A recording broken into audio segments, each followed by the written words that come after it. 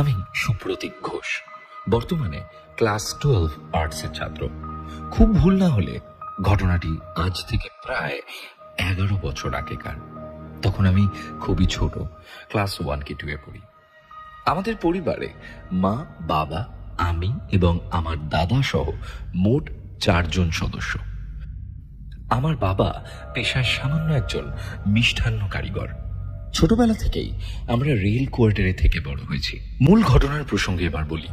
সে সময় আমার মা প্রতিদিন আমায় আর দাদাকে স্কুলে নিয়ে যেতেন এবং বিকেলে বাবা কাজ থেকে বাড়িতে যখন খেতে আসতেন সে সময় বাড়ি ফেরার পথে একেবারে স্কুল থেকে আমাদের নিয়ে আসতেন। এমনই কোনো একদিন মা সকালের সমস্ত কাজকর্ম সেরে আমাদের স্কুল নিয়ে যাবেন। কোয়ার্টার থেকে বেরিয়ে কিছু দূর হাঁটার পর স্কুল যাওয়ার পথে একটি 3 মাথার রাস্তা পড়ে। সেই রাস্তা দিয়েই সামনে এগোতে হয় স্কুলের উদ্দেশ্যে। মা আমাদের নিয়ে সেই 3 মাথার রাস্তাটা ঠিক যখনই বেরোতে যাবেন, মায়ের শরীর হঠাৎ খারাপ হতে শুরু করে। মা অনুভব করেন বুকের ভেতর শো করে একটা শীতল বাতাস যেন নিচে বয়ে গেল। মা একটা বড় করে নিঃশ্বাস ছাড়েন। এরপর মনে হয় পুরো শরীর যেন ছেড়ে দিচ্ছে। শরীরের কোনো ভার যেন তিনি অনুভব করতে পারছিলেন না। এই অবস্থায় মা আমাদের স্কুলে নিয়ে যান। স্কুল পৌঁছে মা শরীরে আর কোনো বল পাচ্ছিলেন না, যেন এক্ষুনি জ্ঞান হারাবেন। এসব দেখে আমাদের স্কুলের যিনি হেড ম্যাম ছিলেন, যাকে আমরা বড় আন্টি বলে ডাকতাম, সেই বড় আন্টি মাকে সেখানে একটি জায়গায় বসান। প্রায় অনেকক্ষণ বসে থাকার পর সামান্য সুস্থ বোধ করলে মা যখন বাড়ি আসবেন সেই সময় স্কুলের পাশ থেকে একজন চেনা পরিচিত ব্যক্তির সাথে মায়ের দেখা হয়। তিনি বাড়ির দিকেই আসছিলেন, সে কারণে মা তার সাইকেল করে বাড়ি চলে যান। বিকেলে স্কুল ছুটির পর বাবা আমাদের নিতে আসেন। আমরাও বাড়ি চলে আসি। বাড়ি এসে আমরা মাকে দেখতে পাই না। দেখি দরজায় তালা ঝুলছে। আমার দিদার বাড়ি কোয়ার্টার থেকে খুব একটা বেশি দূরে নয়, তাই মা মাঝে মাঝেই সেখানে যেতেন। তো বাবা ভাবলেন মা হয়তো ওখানেই গেছেন। এরপর বাবা আমাকে এবং দাদাকে নিয়ে দিদার বাড়িতে যান। সেখানে গিয়ে বাবা দেখেন মা ঘরের দুয়ারে মাথায় হাত দিয়ে চিন্তার ভঙ্গিমায় বসে আছেন। বাবা মাকে জিজ্ঞাসা করেন, কি হলো, এভাবে বসে আছো? মা মাথাটা অল্প তুলে একটু ঝিমুনি গলায় উত্তরে বলেন, আমার শরীরটা খারাপ লাগছে, স্কুল থেকে তাই না আর বাড়ি যাইনি, মনে খুব ভয় লাগছে, তাই এখানে এসেছি। বাবা একটু অবাক হন, তারপর বলেন, ভয় লাগছে? এরপর মায়ের সাথে রাস্তায় যা যা ঘটেছিল মা সব বাবাকে খুলে বলেন। বাবা সব শুনে মাকে এবং আমাদেরকে নিয়ে বাড়ি চলে আসেন। সেদিনের পর থেকে যত দিন যায় মায়ের শরীর ক্রমশ খারাপ হতে থাকে। অনেক ডাক্তার দেখানো হয়, ট্রিটমেন্ট চলে, কিন্তু কিছুতেই কোনো কাজ হয় না। বদলে শরীরের আরো বেশি অবনতি ঘটতে থাকে। সব থেকে আশ্চর্যের বিষয় যেটি ছিল, এই ঘটনার পর থেকে আমাদের কোয়ার্টারের বাড়িতে থাকতে মা খুব ভয় পেতে শুরু করেন। সারাদিন ঠিক মতো কাজকর্ম করতে পারতেন না, কেমন যেন চুপচাপ হয়ে গেছিলেন। একদিন সন্ধ্যেবেলায় বাড়িতে আমার 2 মাসি এবং মিষ্টুদি এসেছিলেন। মিষ্টুদি হলো আমাদের বড় মাসির মেয়ে, সম্পর্কে আমার দিদি হয়। সেদিনও বাড়িতে এত মানুষজন থাকা সত্ত্বেও মা কেন জানি না ভয় পাচ্ছিলেন। অনেকক্ষণ ধরে আমরা গল্প গুজব হাসি ঠাট্টা করছিলাম। পরিবারের লোকেরা একসাথে থাকলে স্বাভাবিক যেমনটা হয় আর কি। কিন্তু মা খাটের কোনায় চুপচাপ বসেছিলেন, কারোর সাথে সেরকম কোনো কথাও বলছিলেন না। এমন সময় মায়ের জল পিপাসা পায়, তাই মা মিষ্টুদিকে একটু জল আনতে বলেন। ঘর থেকে বেরিয়ে বারান্দায় একটি চৌকির পাশে মাটির হাঁড়িতে জল রাখা থাকতো। হাঁড়ির ঠিক উপরে দেয়ালে ছোট্ট একটি জানলা করা ছিল। সেই জানলা দিয়ে বাথরুমের ভিতরটা দেখা যেত। মিষ্টুদি গ্লাসে জল নিয়ে যখন ঘরে আসবে এমন সময় হঠাৎ জানালায় চোখ যায়। বারান্দার মৃদু আলোয় মিষ্টুদি বাথরুমে যা দেখে সেটা দেখার জন্য মিষ্টুদি মোটেও প্রস্তুত ছিল না। দিদি দেখে বাথরুমে চৌবাচ্চার পাশে ঠিক দেওয়ালের এক কোণার দিকে মুখ করে হাঁটুতে মাথা গুঁজে কেউ একজন বসে আছেন। তার লম্বা কালো চুল এসে ঠেকেছে মাটিতে। গোটা বাড়ির সকলে তখন ঘরে, বাথরুমে কারোর থাকার কথাই নয়। এমন দৃশ্য দেখার পর ভয় মিষ্টদির হাতে থাকা জলের গ্লাস মিষ্টদি ছুঁড়ে ফেলে প্রচন্ড জোরে চিৎকার করতে করতে এক দৌড়ে বারান্দা থেকে ঘরে চলে আসে। সবাই ব্যাপারটা জানতে চাইলে দিদি ভয়ে কম্পিত কণ্ঠে বলে, বাথরুমে কে যেন বসে আছে। এই কথা শুনে সবাই ভীষণ ভয় পেয়ে যান। মা বলেন, আমার মনে হয়েছিল এই বাড়িতে কিছু না কিছু আছে। ছোট মাসি খুব সাহসী ছিলেন। তিনি মাকে চুপ করিয়ে তৎক্ষণাৎ একটি টর্চ নিয়ে বাথরুমে যান ব্যাপারটা নিজে চোখে দেখতে। কিন্তু সেখানে গিয়ে তিনি কাউকে দেখতে পান না। ভয়ে মা আর কোয়ার্টারে থাকতে চাইছিলেন না। সে কারণে সবাই সেদিন দিদা বাড়ি চলে যান। এত কিছুর পরও ঘটনাটিকে কেউ গুরুত্ব দেননি, কিন্তু মায়ের মনে একটি আশঙ্কা থেকেই যায়। অন্যেরা কি ভাববেন দেখে কাউকে আর কিছু বলেন না। এরপর থেকে মা দিদার বাড়িতে থাকতে শুরু করেন। বিকেলের দিকে বাড়ি এসে কাজকর্ম করতেন, রাতে দিদা বাড়িতেই ঘুমোতেন। সেখানে থাকতে মায়ের কোনোদিন কোনো সমস্যা হয়নি। যা কিছু ঘটার সব কোয়ার্টার বাড়িতেই ঘটত। সে সময় আমি আর দাদা বাবার সঙ্গে কোয়ার্টারেই ঘুমোতাম, কিন্তু আমাদের কোনোদিনও কোনো সমস্যা হয়নি। এরই মাঝে কেটে যায় 1 থেকে 2 মাস। একদিন রাতে বাবা কাজ থেকে বাড়ি ফেরেন। তখন ঘড়িতে 9:30 কাছাকাছি। মা সেই সময় আমাদের সাথে কোয়ার্টারের বাড়িতে। আমি আর দাদা ঘরে বসে আছি। মা এনার সামনে দাঁড়িয়ে চুল আঁচড়াচ্ছিলেন। এদিকে বাবা কাজ থেকে ফিরেই কোয়ার্টার থেকে কিছুটা দূরে একটা কলপাড়ে জামা কাপড় ধুতে চলে যান আর কি। তো বাড়িতে তখন আমি, দাদা এবং মা ছাড়া কিন্তু আর কেউ নেই।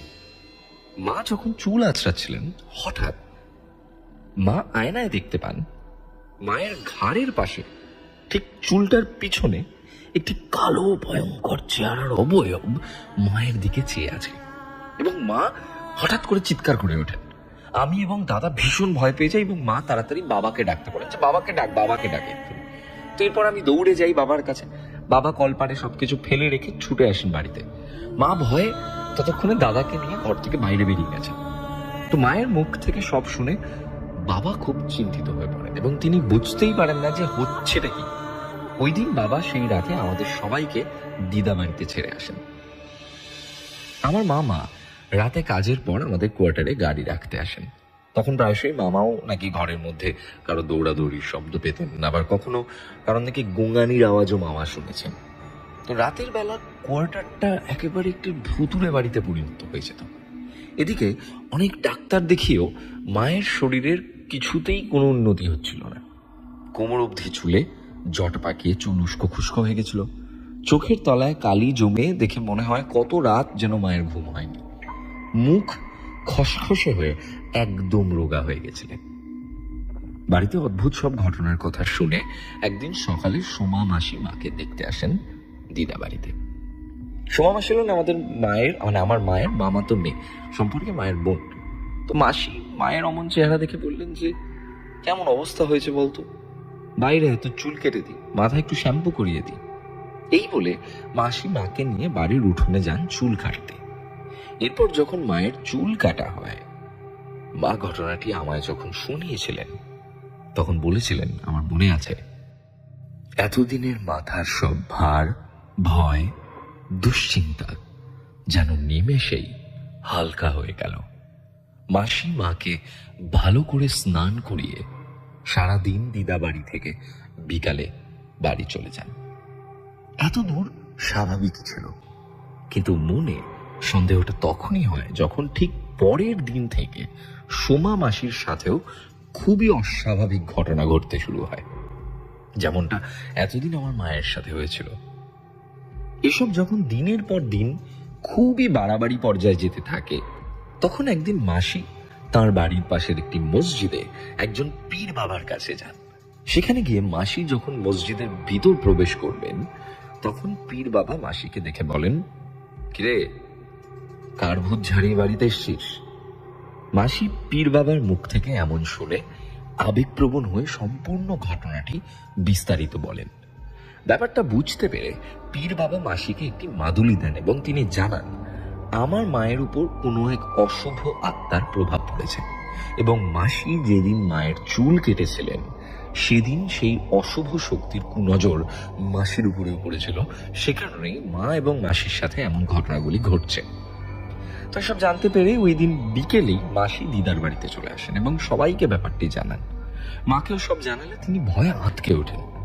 এরপর পরিবারের সকলে মিলে সিদ্ধান্ত নেন পরের দিন সকালে আমাদের কোয়ার্টারের বাড়িটাকে শুদ্ধ করানো হবে। যেমন বলা তেমন কাজ। পরের দিন সকালে আমাদের পাড়ার একজন তান্ত্রিককে ডাকা হয়। কোয়ার্টারের দিদা, মামা, মাসি আরো অনেক আত্মীয় স্বজনেরা সেদিন একত্রিত হয়। এরপর বারান্দার ঠিক মাঝে একটি জায়গায় যজ্ঞের জন্য সমস্ত সরঞ্জাম আয়োজিত করা হলে তান্ত্রিক মশাই যজ্ঞে বসেন। যজ্ঞ শুরু হওয়ার আগে তিনি সেখানে উপস্থিত সকল মহিলাদের বলেন, সবাই নিজেদের চুল বেঁধে নিন, নইলে বিপদ হতে পারে। ওনার কথা মতো যাদের চুল ছাড়া ছিল তারা তৎক্ষণাৎ চুল বেঁধে নেন। আমরা সকলে তান্ত্রিক মশাই এবং মাকে ঘিরে চারিপাশে গোল করে বসেছিলাম। খানিকক্ষণ মন্ত্রপাঠ করা হয়। এরপর যজ্ঞ সম্পূর্ণ হলে একটি ধুনুচিতে সেই যজ্ঞের পোড়া কাঠ এবং তার মধ্যে কিছুটা কর্পূর দিয়ে আগুন ধরান। সেই আগুনের ধোঁয়া গোটা বাড়িতে ছড়িয়ে দেওয়া হয়। সারা বাড়ি কর্পূরের গন্ধে ভরে ওঠে, কিন্তু শুধুমাত্র একটি ঘরে কর্পূরের কোনো রকম গন্ধ পাওয়া যায় না। সবাই এই বিষয়ে খুব অবাক হয়ে যান। তান্ত্রিক বলেন, যেখানে প্রেতের গন্ধ থাকে সেখানে অন্য কোনো গন্ধ অনুভব করা যায় না। এই বলে তিনি সেই ঘর থেকে সবাইকে বেরিয়ে যেতে বলেন। সবাই ঘর থেকে বেরিয়ে গেলে তান্ত্রিক মশাই কি যেন সব মন্ত্র জপ করলেন। এরপর ঘরটিতে ধুনুচি রেখে তিনিও বাইরে বেরিয়ে দরজায় শিকল তুলে দেন এবং বলেন, কেউ দরজার সামনে যাবেন না। তিনি কেন এমন বললেন আমরা কিছুই বুঝতে না পেরে সকলে দরজা থেকে একটু দূরে সরে দাঁড়ালাম।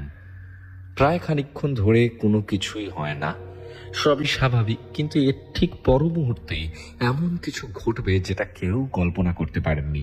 সবাই দেখেন হঠাৎ কোথা থেকে খুব জোরে একটা ঝোড়ো হাওয়ার ঝাপটা দরজার কাছে দমদম শব্দে চোখের পলকে দরজা লাগানো শিকল খুলে দেয়। এরপর সজোরে দাঁড়াম করে দরজার দুই পাল্লা খুলে গিয়ে ঘরের ভিতর থেকে একটা ঠান্ডা বাতাস খুবই দ্রুত গতিতে বাইরে বেরিয়ে যায়। সবাই সেই বাতাস অনুভব করতে পারেন এবং চারিদিক তখন সব শান্ত। কিছুক্ষণ কেউ কোনো কথা বলেন না। সবাই ভয় আঁটুসাঁটু হয়ে একে অপরের গা ঘেঁষে দাঁড়ান এবং কেউ বুঝতে পারেন না যে এইমাত্র তারা কি দেখলেন। এরই মাঝে তান্ত্রিক বলে ওঠেন, আর ভয় নেই, যে ছিল সে চলে গেছে। এ কথা শুনে সবাই মনে এবার বল পান। এরপর তান্ত্রিক তার দক্ষিণা নিয়ে বিদায় হন। এখানেই সব সমাপ্তি হতে পারত, কিন্তু না। এরপরেও মায়ের সাথে আবার ঠিক আগের মতোই ঘটনা ঘটতে শুরু করলো। সে অশুভ শক্তির প্রভাব তখনও মায়ের উপর থেকে কাটেনি। মা দিন দিন উন্মাদের মতো হয়ে উঠছিলেন। অবশেষে মাকে একবার সেই মসজিদে নিয়ে যাওয়া হয় যেখানে সোমা মাসি গেছিলেন। ওই দিন মায়ের সাথে আমার বাবা, দিদা এবং মেশো গেছিলেন। মসজিদের বাইরে অনেকক্ষণ অপেক্ষা করার পর সামান্য ভিড় কমতেই বাবা যখন মাকে নিয়ে ভেতরে প্রবেশ করবেন সে সময় মা হঠাৎ অস্বাভাবিক আচরণ করতে শুরু করেন। তিনি বারবার একটাই কথা বলছিলেন যে আমি ভিতরে যাব না, আমি ভিতরে যাব না। তো সবাই মাকে বোঝানোর চেষ্টা করছেন, তাও মা ভিতরে ঢুকতে চাইছিলেন না। তখন বাবা মাকে জোর করে ভিতরে নিয়ে যান। ভিতরে গিয়ে পীর বাবাকে একদম প্রথম থেকে শুরু করে বাড়ি শুদ্ধ করার রিচুয়ালস পর্যন্ত সব ঘটনা খুলে বলা হয়। পীর বাবা বলেন তার দ্বারা নাকি অশরীরীকে আয়ত্তে আনা সম্ভবই নয়, তাই তিনি ভীম চাচার কাছে যাওয়ার পরামর্শ দেন, যিনি কিনা পীর বাবার থেকেও সিদ্ধহস্ত একজন গুণিন। ওনার বাড়ি নৈহাটির গড়ফায় এবং তিনি একমাত্র এই সমস্যার সমাধান করতে পারবেন। পীর বাবার কথা মতো পরের দিন মাকে নিয়ে বাবা, ছোট মাসি এবং আমার দিদা বিকেল 4টে নাগাদ বাড়ির থেকে রওনা হন নৈহাটি গড়িফার উদ্দেশ্যে। সেখানে পৌঁছতে প্রায় সন্ধে হয়ে গিয়েছিল। মা আমায় ঘটনা বলাকালীন জায়গাটির বর্ণনা যেভাবে দিয়েছিলেন তা ঠিক এরকম। গঙ্গার পার্শ্ববর্তী এলাকা থেকে কিছুটা দূরে অবস্থিত একটি কবরস্থান এবং তার ওখানে একটি মাঠ, তার পাশে 2 ফুট উঁচু মাটির ঢিপির উপর ছোট্ট একটি বেড়ার ঘরে ওই গুনিন থাকতেন। ঘরে প্রবেশ করতেই দেখা যায় নিচে মাটির মেঝে, ঘরের ছাদে খড় বিচুলি দিয়ে তৈরি মাচা এবং তাতে লাল ও কালো সুতো দিয়ে বাঁধা কতগুলো ছোট এবং বড় আকারের ঝুড়ি ঝোলানো। বেড়ার দেয়ালের গায়ে মাকড়সার জালে ভর্তি। গুনিন যেখানে বসেছিলেন তার সামনে উঁচু একটি মাটির স্তূপ করা এবং তার উপরে কয়েকটি কঙ্কালের খুলি রাখা। ঘরের এক কোণায় একটি চৌকির পাশে কিছু অচেনা দেবদেবীর মূর্তি রাখা, যেগুলি দেখে মনে হয় বহু বছরের পুরনো। সারা ঘরে শুধুমাত্র একটি টিমটিমে হলুদ রঙের বাল্ব জ্বলছে। গুনিনের কাছে গিয়ে দিদা আবেগপ্রবণ হয়ে পড়েন। মায়ের সাথে ঘটে যাওয়া সব ঘটনা খুলে বলার পর গুনিন মাকে একটি তাবিজ করে দেন এবং বলেন যে এই তাবিজ মাকে 3 মাস নিজের গলায় ধারণ করতে হবে। তার আগে কোনোভাবেই যেন সেটিকে খোলা না হয়। যদি খোলা হয় তাহলে মাকে আর বাঁচানো সম্ভব হবে না। এবং তিনি আরো বলেন ওই অশুভ শক্তি এই তাবিজ খোলার পুরো চেষ্টা করবে। তাই মাকে এই 3 মাস খুব সাবধানে থাকতে হবে এবং প্রতি সপ্তাহে যে কোনো একদিন গুনিনের কাছে গিয়ে সেই তাবিজ প্রতিস্থাপন করাতে হবে। এসব কথা মাথায় রেখে সেদিন সবাই বাড়ি চলে আসেন। এরপর মাকে সবসময় চোখে চোখে রাখা হলেও তাবিজ ধারণ করার পর থেকে রাতে এক নতুন সমস্যা দেখা দেয়। মা যখন ঘুমিয়ে থাকতেন মাঝরাতের দিকে মায়ের শরীর ভার হয়ে যেত। তিনি অনুভব করতেন তার গায়ের উপর কেউ যেন চেপে বসে আছে। আবার কখনো ঘুমের মধ্যে মা কারো ভয়াবহ মুখ দেখতে পেতেন, যার কারণে রাতের বেলা মা মাঝে মাঝেই ভয়ে চিৎকার করে উঠতেন। মায়ের জন্য কেউ ঘুমোতে পারতেন না, সবাই সারা রাত জেগে বসে থাকতেন। এভাবেই কোনো ক্রমে 3 মাস কেটে যাওয়ার পর শেষ যেদিন মাকে নিয়ে গুনিনের কাছে যাওয়া হয় তখন তিনি বলেন মাকে পুরনো কাপড় পরে গঙ্গায় স্নান করে সেই তাবিজ জলে ভাসিয়ে দিতে হবে এবং জল থেকে উঠে নতুন কাপড় পরে নিতে হবে। এরপর গঙ্গায় গিয়ে ঠিক গুনিনের কথা মতো সব কাজ সম্পন্ন করা হয়। ধীরে ধীরে এরপর মায়ের শরীর সুস্থ হতে থাকে এবং সবকিছু আগের মতো স্বাভাবিক হয়ে যায়।